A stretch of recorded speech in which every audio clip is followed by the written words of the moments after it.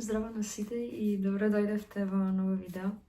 Денес јас сум тука со Руфус и ќе зборувам за омилените филмови кои ги изгледав оваа година.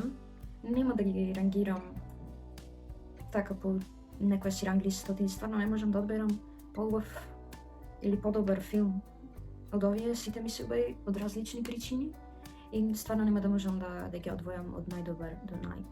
Прв филм што ќе спомнам е Хотел Мумбај.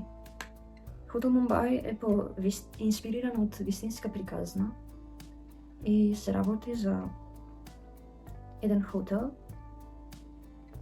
во кој се случува терористички напад.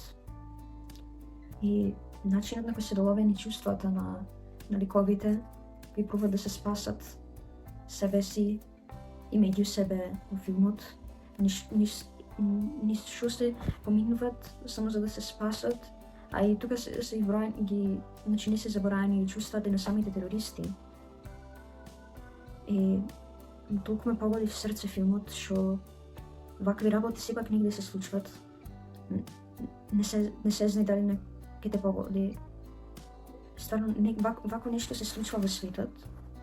Толку трагично, толку тажно, а сепак вистинито. И ме создава емпатија за филмот, за сите ликови, а и визуелно беше доста добар.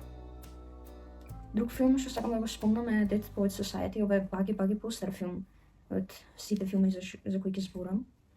Dead Poets Society се работи за студенти во едно училиште и тука се прикажани нивните животи, нивните желби, како се справуваат со очекувањата и од нивните семејства и од училиштето, и како се справуваат со сите тие потешкоти. И исто така, баш дека овие децата се, вака да речем, на моја возраст, и кога те видиш, секогаш е многу интересно да се види филм кај што ликовите имат слични размислувања за одредени теми и гледаш дека не си сам, гледаш како тие се справуваат со тоа, и затоа и многу ми се бендиса. А ја обожавам филми кај што има убави цитати така, што и реченици што многу ќе ти влијат на размислувањето на животот, и баш овој филм сето имаш. Следен филм е Beautiful Boy. Beautiful Boy е исто така по вистинска приказна направен. Се работи за тинејџер кој е зависник од дрога.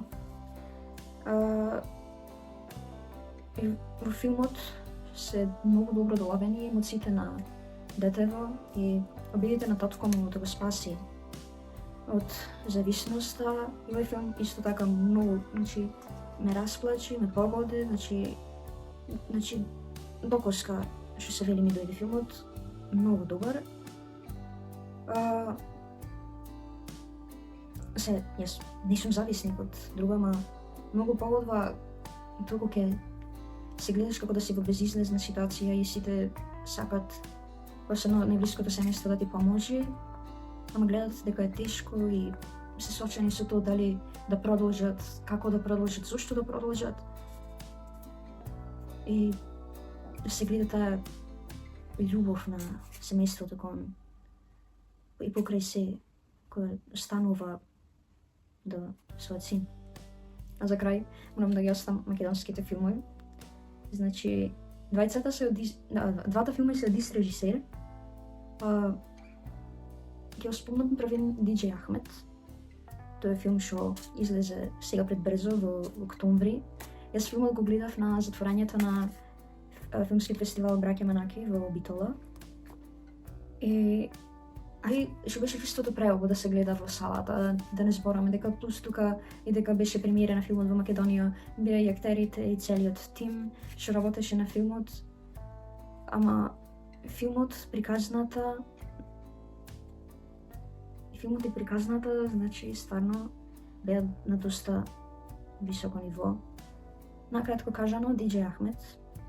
Во Диџеј Ахмет се работи за, инаку, овој тинеџерот е од селото и се наоѓа во една техножурка во шумата во близина на селото И тоа многу му се бендисва и е инспириран од таа журка. И сега тука ги има очекувањата на неговото семејство, а едни се неговите жилби, па има секакви згоди и незгоди, па и смешен беше. И така една позитивна емоција, позитивна енергија се добиваше филмот. И ќе кажам, овој беше прв долгометражен филм на режисерот Георги Муковски. И искрено веќе чекам се повеќе и повеќе негови филмови да гледам, и стварно овој ми се бендиса. И така, како што се дознав за режисеров, си реков, ајде да видам што друго има правено, што друго има снимано. И така, гледајќи неколку подкасти, налетав на Налепница. Сега во листа сакав да кажувам само филмови што се долгометражни. Налепница е краток филм. Ама така ме остави место, баш вчера го гледав, така ме остави место, што буквално косата си тргав од глата, вака си курнев косата. Не знам колку време така седев шокирана, погодена од приказната, што дури нема ни да кажам што како се работеше, тоа јас мислам дека е доволно за филмот. Стварно, во тие 19 минути се е толку убаво доловено, се е така и визуелно убаво. Главен лик е Сашко Коцев, значи одма се знае дека е добар филм. Па има и собрано исто и тогаш кога излезе на награди на разни фестивали, па беше и на Sundance. И не стварно немам зборови, што би доловиле колку стварно беше убав филмов. Инаку го има на YouTube, самиот режисер го објави на YouTube, само напишете Налепница на кирилица и ќе ви излези, стварно, значи, одвоите 20 минути и мора да го гледате и ќе квами линк во дескрипција, од вакво нешто не треба да се пропушти, наискрено. И буквално врв. Тоа беше листата од филмови што јас си ги запишав, што така ми остаа најмногу впечаток, што најмногу ме погодија, што дефинитивно ме тераја да размислам. И се гледаме во наредно видео. Чао!